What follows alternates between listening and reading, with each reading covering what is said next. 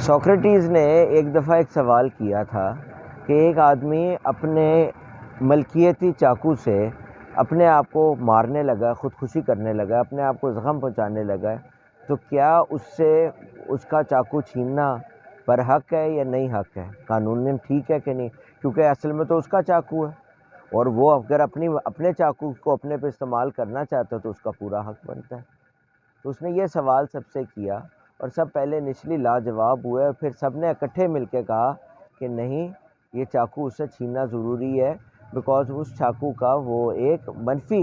کام اور منفی استعمال کرنے لگا تھا۔ اسی طریقے سے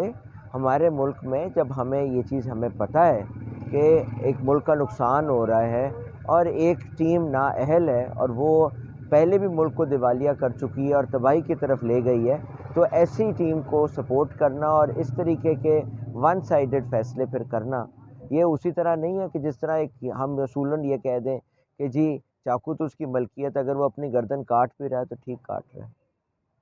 تو یہ ایک انوملی ہے، اور اس چیز کو انڈرسٹینڈ کرنا اور بڑی گہری سوچ کے ساتھ ایسی سچویشن کو تمام اداروں کو ساتھ مل کے اور ایسی سچویشن اور ایسے مسائل میں سے ملک کو قوم کو نکالنا یہ لازمی ہے۔